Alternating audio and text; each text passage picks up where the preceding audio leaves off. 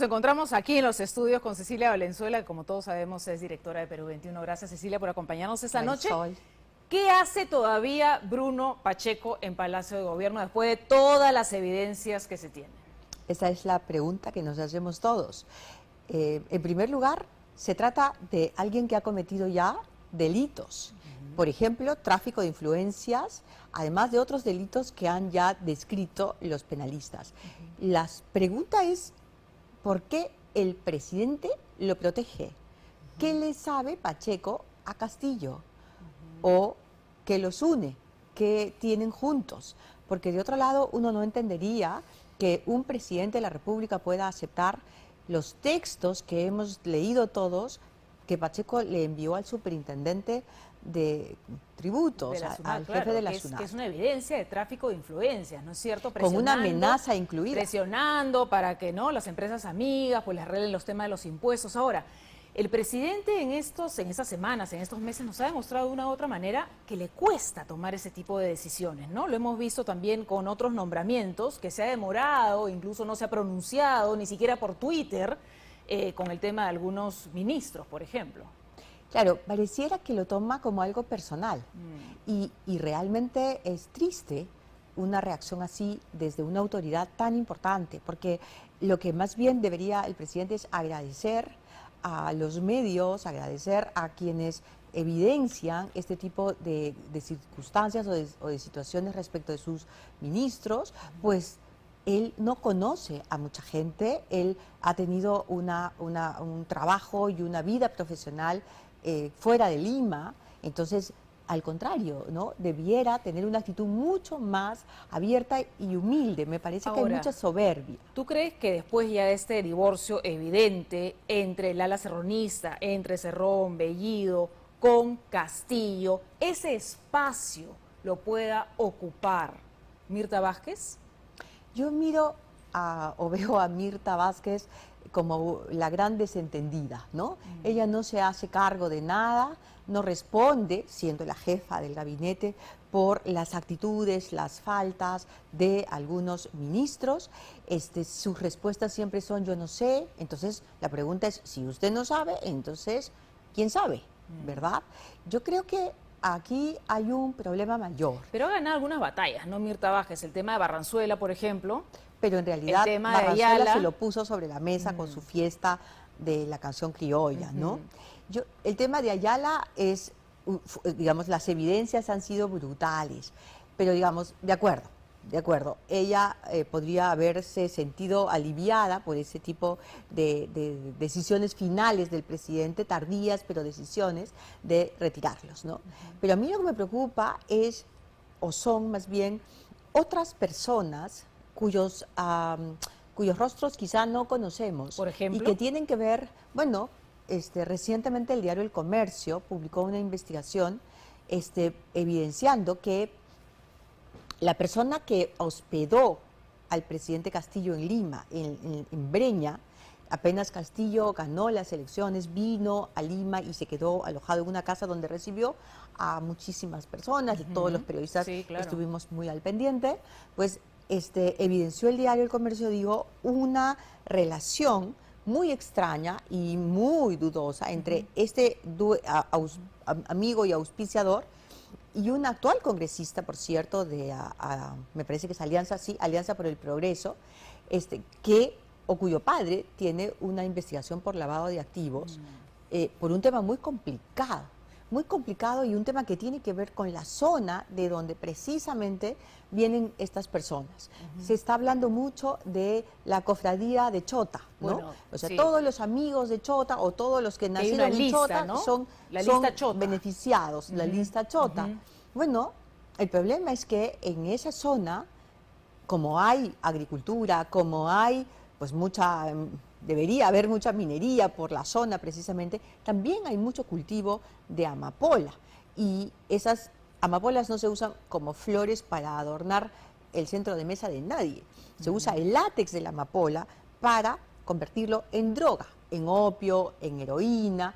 Entonces esa amapola tiene un circuito, un camino, sale del Perú y se procesa en Ecuador, en Colombia, y se vende en el Asia cuando es opio, mayoritariamente, y en los Estados Unidos cuando es heroína minoritariamente, pero lamentablemente hay una gran afluencia y una esa es una alarma, esa es una alarma que se podría prender también. Es muy peligroso. Ahí. La verdad es que es Y hay otros nombramientos también que hasta ahora pues nos preguntamos qué es lo que está pasando. Por ejemplo, con el tema de salud.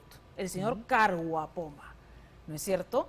Que justamente la semana pasada, me parece, Panorama sacó esta denuncia sobre una contratación de una persona que tenía una maestría falsa, ¿no? Exactamente. Bueno, el nombramiento de Karahuapoma ha sido cuestionado desde el inicio. Médicos muy respetables, enfermeras que trabajan en salud se han quejado, se han denunciado, algunos otros simplemente lo han hecho de manera silenciosa, anónima, y otros pidiendo que se reserve su identidad por el tipo de comportamiento, ¿no?, de esa autoridad, y simplemente la ministra de Trabajo pues tampoco se da por aludida. Sí. O sea, son las grandes desentendidas. La ministra de la Mujer también es otra desentendida. No se enteran, ellas no escuchan, ellas no ven. Vamos a hablar ahora de otro ministro. Precisamente, Cecilia, acompáñanos a ver la siguiente nota, porque otro ministro es objeto también de cuestionamientos. Esta vez, la empresa del hermano, ¿no?, del ministro de Justicia, de Aníbal Torres, ganó millonarios contratos por prestar servicios a una institución del Ministerio de Salud durante el actual gobierno. Vamos a conocer a continuación esta denuncia. Una vez más, un ministro se encuentra en medio de una denuncia. Según la expresidenta del Tribunal del Organismo Supervisor de Contrataciones del Estado, Mónica Yaya, la empresa del hermano del actual ministro de Justicia ganó millonarios contratos con el Estado cuando Aníbal Torres ya era parte del gabinete ministerial. Se trata de la compañía Aldemsac, que pertenece a Víctor Torres Vázquez, hermano del ministro, e Iván Torres García, sobrino del titular de la cartera de Justicia. No es ético ni correcto que un familiar vinculado a él esté contratando, ejerciendo y generando sin duda suspicacia, ¿no? Podríamos estar hablando en todo caso de presuntos beneficios en favor de algún familiar del ministro de Estado. Es algo que él debe responderle a todo el país. La empresa Aldemsac ganó 2 contratos con el Estado durante el gobierno de Pedro Castillo por 8 y 14 millones de soles con el Centro Nacional de Abastecimiento de Recursos Estratégicos en Salud Cenares del Ministerio de Salud. El artículo 11 de la Ley de Contrataciones del Estado señala que están impedidos de ser participantes, postores, contratistas o subcontratistas, los ministros y viceministros, y de igual manera el cónyuge, conviviente o los parientes hasta el 2º grado de consanguinidad o afinidad. Bueno, en realidad podría meditar probablemente que el Ministerio Público aperture una investigación y que cite a las partes para que se esclarezcan los hechos y finalmente se dé cuenta si hay o no una imputación y probablemente las pruebas suficientes que ameriten una denuncia de carácter penal. De comprobarse que el señor estaría induciendo o favoreciendo a la empresa, podríamos estar hablando de un tráfico de influencias. En tanto, en las bancadas de Fuerza Popular y Avanza País tomaron la denuncia como un hecho grave. Están cometiendo un ilícito penal, lo cual debe ser ya investigado de oficio por el Ministerio Público y sancionar con todo el peso de la ley, que es lo adecuado frente a estos hechos. La ley de contrataciones del Estado impide que haya algún tipo de relación y nosotros, cuando asumimos el cargo, en el caso de congresistas, y tengo entendido que es similar en el caso de los ministros, existe conflicto de interés y no podría ningún familiar o familiar directo hasta en 3er grado de consanguinidad asumir un contrato con el Estado. Ese tema tiene que investigarse. Mientras que en Juntos por el Perú, bancada aliada del gobierno, esperan que el ministro Torres pueda aclarar el caso. Yo creo que corresponderá al ministro de Justicia esclarecerlo. Creo que es una persona que permanentemente declara, así que no dudo que este tema se pueda esclarecer. Por ahora, el ministro de Justicia, Aníbal Torres, no se ha pronunciado sobre la denuncia, pero la Comisión de Fiscalización del Congreso ya conoce el caso y en los próximos días podría tomar acciones. Pero quien sí se pronunció precisamente fue la premier, Mirta Vázquez. Escuchemos. Afirmó no sentirse debilitada y que el gabinete presidido por ella se mantiene cohesionado.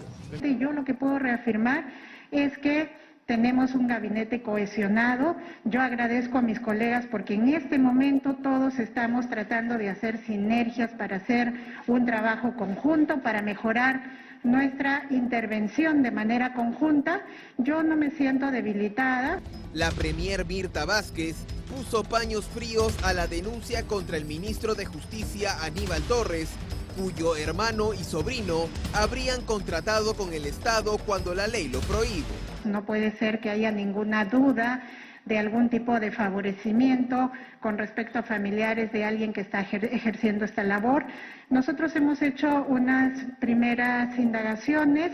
Lo que podemos decir es que al parecer se tratarían de adjudicaciones que se hicieron mucho antes de que asumiera el ministro en esta responsabilidad. La premier también fue consultada sobre la permanencia del polémico presidente ejecutivo de Salud, Mario Carguapoma. Nosotros lo que queremos garantizar es que va a haber cualquier tipo de investigación frente a los actos que se están denunciando y que miraremos la parte legal también para ver cómo es que si existen indicios suficientes, pues esta persona tendría que dejar el cargo o mirar cuáles son las posibilidades de su remoción. Vázquez Chuquilín respaldó a su ministro de Educación, Carlos Gallardo, quien sería interpelado por el Congreso debido a la filtración del examen de nombramientos de docentes celebrado el pasado sábado 13. Una interpelación siempre tiene que ser el último recurso.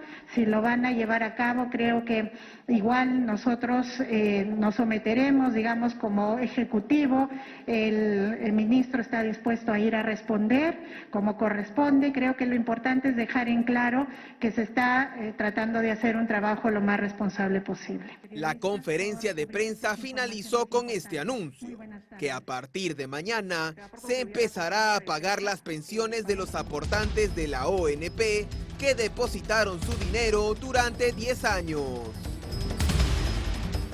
Ahora, esta nueva denuncia contra un ministro del gabinete pues tendría que investigarse porque al parecer la buena pro habría sido dada el 22 de julio, ¿no? El ministro juramentó el 30 de julio y el contrato se firmó el 12 de agosto. Es de todas maneras una situación incómoda para el ministro Aníbal Torres, pero en efecto, si la buena pro fue antes y el concurso, la licitación se convocó antes de que ganaran las elecciones, pues naturalmente es otra situación, ¿no? Claro. Eso ahora, sí hay que investigar. Sí, la premier habla en esas declaraciones, escuchábamos de un gabinete cohesionado. Yo he perdido la cuenta, de repente tú me puedes ayudar, pero creo que son 12 ministros ya, han habido 12 ministros me parece, y 3 ministros de la producción en 115 días. Exactamente, sí. Hoy mismo ha juramentado un nuevo ministro de la producción. En algún periódico leía esta mañana que hay un cambio de ministros cada más o menos 11 días, ¿no? Y la verdad es que un cambio de ministro, ¿no? Se ha rotado mucho y yo siento que esta es la consecuencia de un grupo que llega al poder de manera improvisada y con una ansia por el poder únicamente, porque no hay una estrategia, no hay un plan, no hay un diseño, nunca hubo realmente una propuesta de cómo echar a andar el país con las necesidades tremendas que el país tenía y tiene después de la pandemia, claro, o terminando la pandemia. Hemos conversado, Cecilia, en varias oportunidades desde que Pedro Castillo ha juramentado al cargo y seguimos hablando de lo mismo, ¿no? De Pedro Salinas el otro día lo entrevistaba y hablaba del desnorte. Es decir, no hay un norte en este gobierno. Pensábamos que de repente con Mirta Vázquez ese norte finalmente lo íbamos a ver en el horizonte, pero siguen las crisis. Ahora tenemos ya al ministro de Educación que va a ser interpelado seguramente en los próximos días en el Congreso de la República. Lo que ha pasado en el Minedu es demasiado grave. Es decir, ponen a un ministro que es un sindicalista, que es parte de un sindicato opuesto al otro sindicato mayoritario. precisamente que es parte del sindicato que se opone a la reforma educativa. La reforma educativa es por el bien de los niños y de los jóvenes del Perú. La reforma educativa no puede defenderla con todo. Exactamente. Entonces, ¿cómo puede ser que el ministro esté en contra de la reforma y que finalmente desde el Minedu se filtre el examen, la prueba que debían dar los maestros para realmente demostrar que son calificados y que son capaces de educar a nuestros chicos? Ahora, finalmente, si este ministro Gallardo es interpelado y luego censurado, el presidente también, de repente, vuelve a poner a alguien ligado al FENATE, a su sindicato. Bueno, él ha estado insistiendo en ese tema, sí. Lo hizo con Maraví, cuando Maraví tuvo que salir, entonces puso a Gallardo. Parece que el presidente no entiende que lo que a él le toca es gobernar, y para gobernar necesita consensuar, necesita conversar, dialogar. Es un presidente que no da declaraciones a la prensa. Los periodistas lo escuchamos cuando se para en las plazas de algunas ciudades que visita y vuelve a hablar como si estuviera en campaña. Entonces no se entera. He escuchado mucho una expresión respecto de Pedro Castillo en los últimos días. La gente dice, con Pedro Castillo no pasa nada. Y yo creo que es lo peor que puede ocurrir. Lo peor porque nos pone en un terreno muy peligroso, ¿no es cierto? Porque no podemos tener un presidente con el que no pase nada durante 5 años. Eso es peligrosísimo. No, es algo muy serio y realmente los peruanos, bueno, tenemos que recapacitar qué hicimos con nuestro voto. No solo la segunda vuelta, qué hicimos con nuestro voto en la primera vuelta. O sea, ese enorme fraccionamiento que hubo, la situación que vivimos. Mira, yo no sé si bueno, en también algún momento te he comentado. Cecilia, o un Estado ausente, ¿no es cierto? Por supuesto, y además en una situación de pandemia, en un momento entrevisté a Matilde Kaplansky, que me parece una de las psicoanalistas más brillantes del país, y ella dijo, nunca debimos ir a elecciones en un contexto de pandemia. Debimos haber tenido la madurez política, todos, los ciudadanos, los políticos, de decir, vamos a esperar, pero no lo hicimos y ahora estamos en una situación muy complicada y tenemos que encontrar una manera dialogada de salir de esta situación. Es que es tan complicado, ¿no es cierto? Sobre todo en los últimos años, como ponernos de acuerdo como sociedad, ¿no? Entonces esto definitivamente nos ha llevado a todas estas crisis, políticas que tenemos. Precisamente vamos a revisar a continuación un tuit que ya lo tenemos ahí en el previo, si me lo pueden colocar por favor, que es un tuit de Vladimir Cerrón. Ministro de Justicia Aníbal Torres lanzó un globo de ensayo para indultar a Fujimori y luego retrocedió. Es natural este intento de agradecimiento de quien estuvo como miembro interventor en la comisión reorganizadora de la universidad en tiempos de la dictadura. ¿Hay una verdadera división, Cecilia? ¿Tú crees que realmente se puede hablar de este divorcio, de este quiebre entre Cerrón y Castillo? Sí, la enemistad entre Cerrón y la izquierda limeña, ¿no? Creo que lo hemos conversado ya, la izquierda provinciana y la izquierda limeña ni se mastican ni se tragan. No pueden en realidad convivir y ahí lo estamos viendo. Entonces, Castillo es en realidad una persona que ha llegado recién, pero las personas que están junto precisamente con Mirta Vázquez o Pedro Franque, ellos son parte de la izquierda limeña y ellos no son ni van a ser aceptados por la izquierda radical provinciana. Entonces, claro, este es un problema que no tiene salida, no se va a solucionar. No se va a solucionar en términos de discusión, de diálogo. Entonces, unos le piden a Castillo que opte por ellos y los otros lo mismo. Pareciera que Castillo ha optado por la izquierda limeña, precisamente, y por sus amigos de Chota. Entonces, ahí hay un mix bastante peculiar donde se permiten cosas que en otro momento hubieran sido inaceptables para esa izquierda limeña, ¿no?